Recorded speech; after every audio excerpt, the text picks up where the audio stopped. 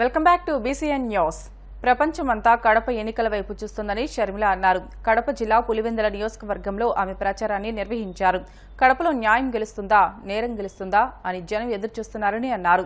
కడప ప్రజలు న్యాయాన్ని గెలిపించాలని కోరుతున్నానని వైఎస్ షర్మిల కోరారు. 10 ఏళ్ల ఎంపీగా ఉన్న అవినాష్ రెడ్డి కడప స్టీల్ గురించి పట్టించుకున్నారా అని ప్రశ్నించారు. కడప స్టీల్ ఫ్యాక్టరీ వైఎస్ఆర్ కళ అని ఆమె తెలియజేశారు.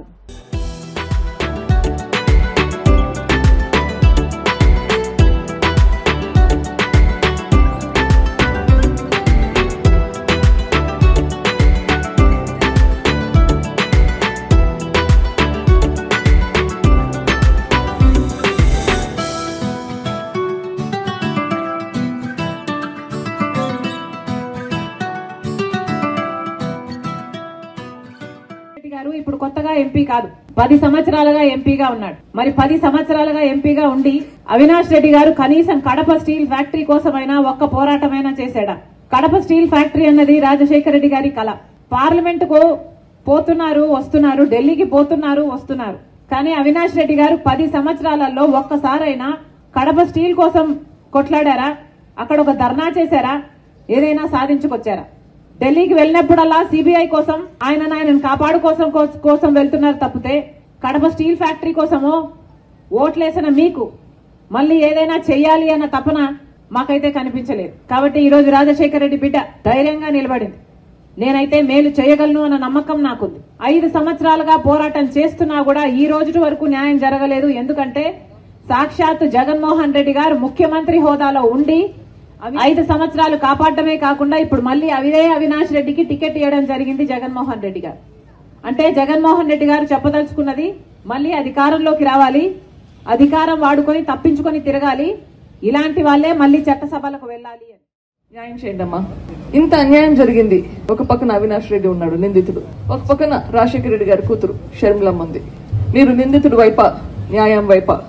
అవినాష్ రెడ్డి గారికి ఓటు కోసం వచ్చి అడిగితే మీరు అడగండి. పోతే మీరు అందుబాటులో కూడా ఉండరంట కదా, మీకు ఎట్లా ఓటు వేయాలని మీరే అడిగి చూడండి. ఏం చెప్తారో మీరు ఆలోచించుకోండి, మీలలో మీరే విచారించుకోండి. రాజశేఖర రెడ్డి గారు మనకేమేం చేస్తున్నారో మీరే చర్చించుకోండి, ఆలోచించుకోండి. ఆ తర్వాత నిర్ణయం మీరే తీసుకోండి. మీరు రాజశేఖర రెడ్డి గారికి న్యాయం చేపిస్తారా లేదా నిందితుడు వైపు ఉంటారా? న్యాయం జరిపించాలంటే హస్తం గుర్తుకు ఓటేసి న్యాయాన్ని.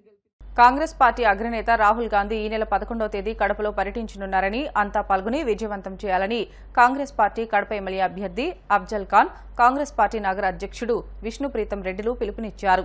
కడపలో ఆయన మీడియాతో మాట్లాడుతూ ఈ నెల 11వ తేదీన కడపకు వస్తున్న రాహుల్ గాంధీతో పొత్తా ఎస్టేట్లో ప్రత్యేక సమావేశం నిర్వహిస్తున్నామని అన్నారు. ప్రతి ఒక్కరూ ఈ సమావేశంలో పాల్గొని విజయవంతం చేయాలని కోరారు. షర్మిల ఆంధ్రప్రదేశ్ రాష్ట్ర కాంగ్రెస్ పార్టీ అధ్యక్షురాలిగా బాధ్యతలు తీసుకున్న తర్వాత బలహీనంగా ఉన్న కాంగ్రెస్ పార్టీ 6 నెలల నుంచి పుంజుకుందని అన్నారు. వైఎస్ రాజశేఖర రెడ్డి చిరకాల కోరిక రాహుల్ గాంధీని ప్రధానిని చేయడమే అని, అది ఒక షర్మిల ద్వారానే సాధ్యమవుతుందని తెలియజేశారు. కాంగ్రెస్ పార్టీ గత 10 ఏళ్లుగా ఎన్నో ఇబ్బందులు ఎదుర్కొన్న కాంగ్రెస్ పార్టీ పరిస్థితి చాలా అద్భుతంగా ఉంది. దేశంలో సానుకూల పవనాలు వీస్తున్నాయి. రాబోయే కాలంలో రాహుల్ గాంధీ గారు జూన్ 5వ తేదీన ప్రధానమంత్రిగా కాబోతున్నారు. షర్మిలమ్మ గారు కడప నుంచి ఎంపీగా గెలవబోతున్నారు.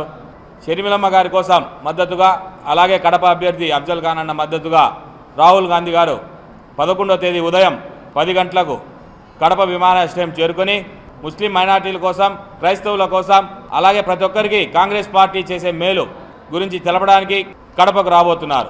ఎన్నో ఏళ్లుగా కడపకు సోనియా గాంధీ గారు 2004లో వచ్చారు ఒకసారి.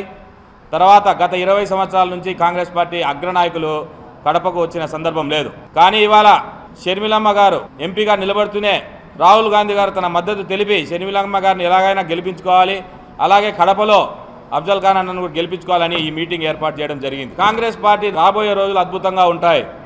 రాబోయే కాలం కాంగ్రెస్దే.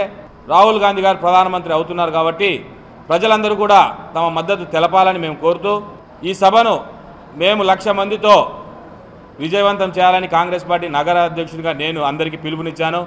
కాంగ్రెస్ పార్టీ కొందరిని నియమించింది ఈ యాక్టివిటీ కోసం. వారందరూ కూడా కష్టపడుతున్నారు. వారందరినీ కూడా కలుపుకొని ఈ యొక్క సభను విజయవంతం చేస్తే రాబోయే ఎన్నికల్లో షర్మిలమ్మ గారు గెలుస్తారు. ఈ సభనే మాకు ఒక వేదిక, ప్రచార వేదిక. అందరిలాగా మేము డబ్బులు పంచే పరిస్థితి లేదు.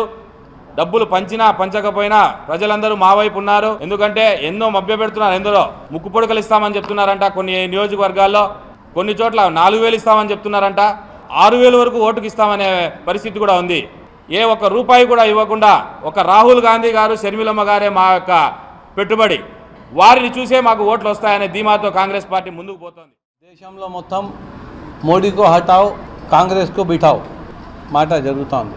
నిజంగా చెప్తున్నాను, భారతదేశంలో స్వాతంత్రం ఉందా అని ప్రజలు ఆలోచిస్తున్నారు. మొన్న ఒక వీడియో చూశాను, ఒక చిన్న పాప స్కూల్లో పోయి బాణలో నీళ్లు తాగితే కొట్టి చంపేశారు. టీచరే కొట్టిందన్నమాట. ఆ టీచర్ను సస్పెండ్ చేసినారు. మళ్ళా యాడ్నో చోట పోస్టింగ్ చేసుకుంటారు. ఇంత అన్యాయం జరుగుతుంది. మన భారతదేశంలో అందరూ కలిసి మెలిసి సుఖ సంతోషాలతో ఉండాలంటే కాంగ్రెస్ పార్టీ రావాలా, రాహుల్ గాంధీ గారు పిఎం కావాలా. ఆయన పిఎం అయితేనే మొదటి సంతకము ప్రత్యేక హోదా. ప్రత్యేక హోదా అంటే 5,000 లక్షల కోట్లు. చాలా మందికి తెలియదు. 10 సంవత్సరాల్లో విడతల వారీగా మన ఆంధ్రప్రదేశ్కు డబ్బులు వస్తాయి, మంచి ఫ్యాక్టరీలు వస్తాయి, సబ్సిడీ వస్తుంది. ఆ తర్వాత షర్మిలా మేడం గారు ఎంపీ అయితే ఖచ్చితంగా రాహుల్ గాంధీ గారు మినిస్ట్రీ ఇస్తారని నాకు నమ్మకం ఉంది. కడప ప్రజలు నన్ను ఆశీర్వదిస్తే ఖచ్చితంగా నేను ఎమ్మెల్యే అయి కడపలో ప్రజలకు సేవ చేస్తాను. పొద్దున్నే నమాజ్ చదువుకొని ఏ వార్డులో ఏ ప్రాబ్లం ఉంది ఖచ్చితంగా వాళ్ళ దగ్గరికి పోయి ఆ ప్రాబ్లమ్స్ అన్నీ ఏముండాయో చూసి చేస్తానని చెప్పి మీడియా ముఖంగా తెలియజేస్తున్నాను. పల్నాడు జిల్లా మాచర్ల నియోజకవర్గం దుర్గి మండలం జంగమహేశ్వరపాడులో నాటు బాంబులు కలకలం రేపింది. జంగమహేశ్వరపాడులో నాటు బాంబులు ఉన్నట్లు వచ్చిన సమాచారం మేరకు SI S Kotayya bomb squad బృందంతో తనిఖీలు నిర్వహించారు. ఈ తనిఖీల్లో నాటు బాంబులు, వేట కొడవళ్లు, కత్తులు, ఇనుపరాడ్డులు కనిపించాయని తెలియజేశారు. వీటిని ఎవరు తెచ్చిపెట్టారు, ఎందుకు అనే అంశంపై విచారణ చేపట్టినట్లు పోలీసులు తెలిపారు. తాజాగా తనిఖీల్లో బయటపడ్డ నివాసంలో టీడీపీ నేత నాగరాజు గత 4 సంవత్సరాలుగా ఉండడం లేదు. ఇలాంటి సందర్భంలో ఈ ఇంట్లో ఎవరు ఈ బాంబులు పెట్టారనే విషయంపై పోలీసులు విచారణ మొదలుపెట్టారు. మంత్రి బొత్సపై బీజేపీ రాష్ట్ర అధ్యక్షురాలు పురంధేశ్వరి ఫైర్ అయ్యారు. ఈ సందర్భంగా ఆమె మాట్లాడుతూ బొత్స చేసిన వోక్స్ వాగన్ స్కామ్ గురించి ప్రజలు ఇంకా మర్చిపోలేదని అన్నారు. విశాఖ రైల్వే జోన్ రాష్ట్రం ఇచ్చిన భూమి అనువుగా లేదని అన్నారు. 100 కోట్ల పైగా కేంద్రం రైల్వే జోన్కి ఇస్తుంటే ఎందుకు సద్వినియోగం చేసుకోలేకపోయారని ప్రశ్నించారు. అభివృద్ధికి కేంద్రం సహకరించినా ఏపీ ప్రభుత్వం స్పందించలేదని ఆరోపించారు. బొత్స సత్యనారాయణ గారు వారు మంత్రిగా ఉన్నప్పుడు వోక్స్ వ్యాగన్ కి సంబంధించినటువంటి చేసినటువంటి అవినీతిని ఎవరూ మర్చిపోలేదు అనేటువంటి విషయాన్ని వారికి గుర్తు చేస్తున్నాను. 2019వ సంవత్సరం నుండి నేటి వరకు కూడా కేంద్రం పెద్ద ఎత్తున నిధులు రాష్ట్రానికి అందించిన ఆ నిధుల్ని సద్వినియోగం చేసుకోకుండా ప్రజల్ని మోసం చేస్తూ మభ్యపెడుతూ మరి అధికారంలో ఉన్నటువంటి నేతలు ఏ మేరకు అవినీతి చేశారో ప్రజలందరూ కూడా గమనిస్తున్నారు, అర్థం చేసుకుంటున్నారు. అదేవిధంగా రైల్వే జోన్కి సంబంధించి కూడా రైల్వే జోన్కి మేము అంకితమై లేము అనేటువంటి విషయం ఇవాళ నేను తీవ్రంగా ఖండిస్తున్నాను. బాధ్యత నుండి వైదొలిగిందో ఒక్కసారి ప్రజలందరూ కూడా గమనించాలి. ఇచ్చినటువంటి భూమి ఏదైతే ఉందో అది కట్టడానికి అనువుగా లేదు అని చెప్పినా కూడా ఇప్పటి వరకు కూడా కేటాయించకపోవడం భూమిని మరి కేంద్రం అయితే 104 నుండి 105 కోట్ల రూపాయల వరకు రైల్వే జోన్ నిర్మాణానికి కేటాయించింది. దాన్ని ఎందుకు అందిపుచ్చుకోలేదు అని చెప్పి మేము వేస్తున్నటువంటి ప్రశ్న. ఇవాళ జల్ జీవన్ మిషన్ కావచ్చు, ప్రధాన మంత్రి ఆవాస్ యోజన కావచ్చు, లేదా రోడ్ల నిర్మాణానికి కావచ్చు, పెద్ద ఎత్తున వనరులు రాష్ట్రానికి ఇచ్చిన ఇవాళ జల్ జీవన్ మిషన్ శుద్ధమైనటువంటి త్రాగునీరు ప్రజలకు అందివ్వాలి అనేటువంటి ఆలోచనతో ఇచ్చిన నేటి వరకు కూడా పేదలకి ఆ ఇళ్లు గాని కుళాయిలు గాని అందించకుండా వంచినటువంటి విషయాన్ని ఒకసారి రాష్ట్ర ప్రజలందరూ కూడా గమనించాలి. 10 సంవత్సరాల కాలం నరేంద్ర మోడీ గారు ప్రధానిగా ఉన్నారు, భారతీయ జనతా పార్టీ అధికారంలో ఉంది కేంద్రంలో.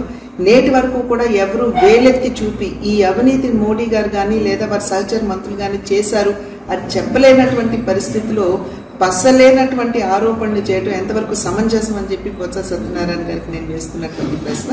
ఇవాళ నరేంద్ర మోడీ గారు వచ్చి ఈ రాష్ట్రంలో 100% కరప్షన్, 0% డెవలప్మెంట్ అన్నది ఏదైతే వారు అంశాన్ని లేవనెత్తారో ముందు దానికి జవాబు ఇవ్వమని చెప్పి నేను బొత్స సత్యనారాయణ గారిని. వార్తలు ముగించే ముందు ముఖ్య అంశాలు మరొకసారి. పోలింగ్ ప్రక్రియపై పూర్తి అవగాహన పెంచుకోండి, సిబ్బందికి సూచించిన కాకినాడ కలెక్టర్ నివాస్.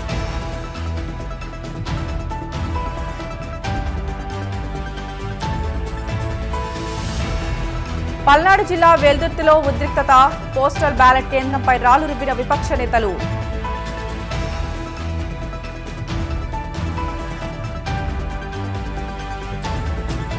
ప్రపంచమంతా కడప ఎన్నికల వైపు చూస్తుందన్న షర్మిల, ప్రజలంతా న్యాయాన్ని గెలిపించాలని పిలుపు.